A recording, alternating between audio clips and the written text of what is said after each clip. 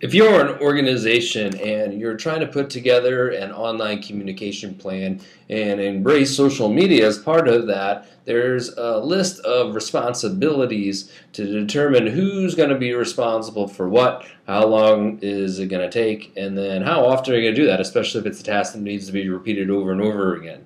So within this specific assessment, there are questions that you will want to ask your team members and your leaders. And one of the first one it comes down to is, do you have a written policy and procedures for the way that your organization is going to operate online? And who's going to be responsible for that? Well, so depending on the size of your organization, it could be just the executive officer, because that could be, if you're an organization of one that's supporting several members. Or you can sign it to a communications director or manager or someone else who can to be held accountable for achieving that goal. And then you can set realistic deadlines to make sure that it gets done, and then something like a written policy. How often is that going to take? It's only something that's going to be done really one time. So as you go through the list here of creating accounts, tracking the passwords, tracking the analytics, the blog, email campaigns, Facebook, Twitter, YouTube, this is a quick guide to help you start to determine who's going to be responsible for what. And then we get down to the blog, and blog can be used as another word as your website if you want to have it set up that way. And what we have here are just some specific things you can do.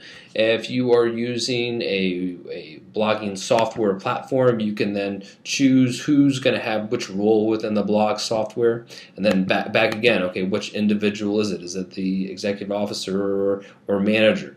How long will it take? How often? And you'll know that as you go through some of these things, when setting up the blog, it's just going to be one time on doing the design and the layout, and then when it comes down to publishing articles, you're going to also additionally add people to that.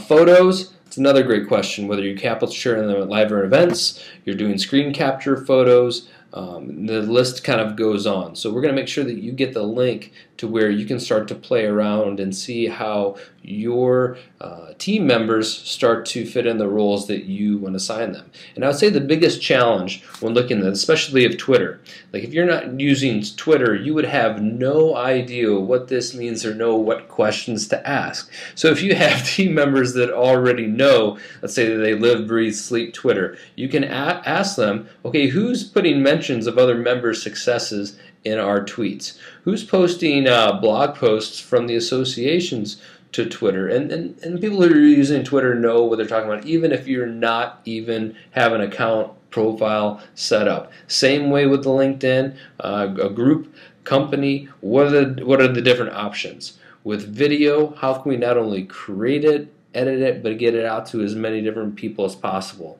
For presentations, especially if you work in professional development, this is a great one to pay attention to. With managing the reputation on Facebook, here are some more options. So literally, this will help you get the ground running and start in the year and really knowing what is possible, and then even going and searching Google or YouTube for some of these terms that we've mentioned. That way they'll explain you in a little bit more detail.